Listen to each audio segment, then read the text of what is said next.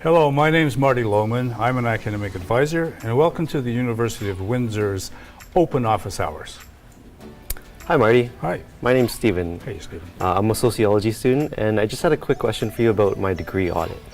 Now, I looked it up, and I don't quite understand it. So, could you teach me how to read my degree audit? Sure. You're not the only one that has a little problem with the degree audits. But yeah, I've got some stuff on screen. Why don't you have a seat there, Sure. Stephen, and I'll just run through a few pieces of information here for you. So you can find your degree audit online, and that's in your My Windsor under the Academics tab. And you'll find that there are 4 sections when you look at your degree audit. And the first one that you'll see there is the average requirements. So depending on the program you're in, those average requirements could be somewhat different. But in my example today, I've picked a criminology degree, which is an honors program. So the average requirements for an honors criminology would be a major average of 70%, cumulative average of 60%. So the difference between those, the major average is the average of all the courses within your major. Cumulative average is the average of all the courses that you take here at the University of Windsor. So that's the first requirement at the top of the degree audit, and I've got an illustration of that in just a sec.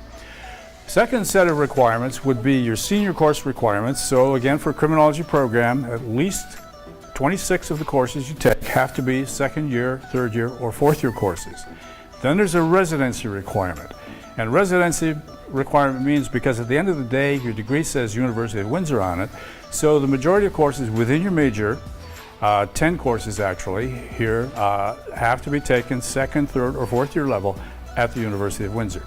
Then there's some program-specific requirements that occur in some degrees, like an English degree. There's a limit. You can only take 3 first-year English courses and have them count towards your major. Then looking over at number 3, you've got on your degree audit major course requirements, and then it lists everything you need for your major, and then there are your other course requirements that go from there. So this is what the degree audit looks like. Now at first it's a little confusing, but at the top here you can see it has those average requirements, and then again down below there are the senior course requirements. Then it'll also list no more than 14 100 level courses can be used. Then you have your residency requirement, and then it comes in here to your major requirements. So this is really the part where you need to pay attention to what's happening, and it has a list of all the courses that you need to take. Some are first year, some are second year, some third year, some fourth year. And it'll go through them, and as soon as you register for a course, it'll show up within your degree audit. So it's always a good idea every semester when you've finished your registration process that you go back to your degree audit and see where each of those courses fall within your degree requirements. Then you have your other requirements. So everybody in a BA program takes academic writing, effective writing, the 01, 01, 150 and 01, 01, 151. Then you have a statistics requirement, the 02, 02, 250. Then we start looking at options. So, whoops, gone too far there. Okay, options, we need language and science, 2 courses either from a science or language.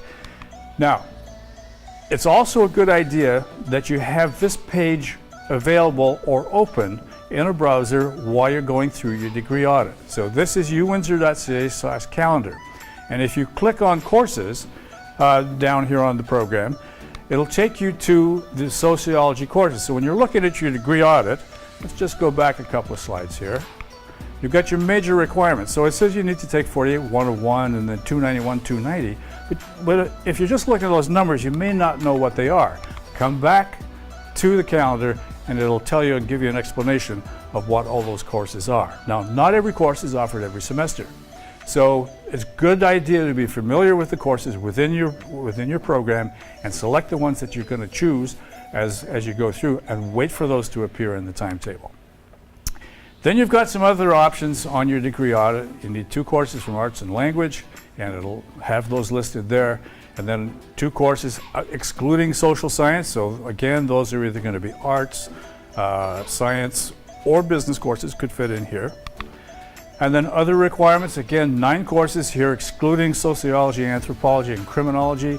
9 in there, and then there's another 7 courses from arts, language, or social science, including sociology. I mentioned earlier that's a good idea to take a look at your degree audit once you've done your registration, because if you ever register for a course that doesn't count, it'll show up in the bottom of your degree audit in a box like this. So I mentioned earlier that you always want to check your degree audit after you've done your registration, because if you've accidentally signed up for a course that didn't count, it shows up in a box at the bottom. And any course that you withdraw from or a course that you didn't pass would also show up in a box like this. So check this every time that you do your registration. If you find you've got a course in there that doesn't work towards your program, go talk to somebody.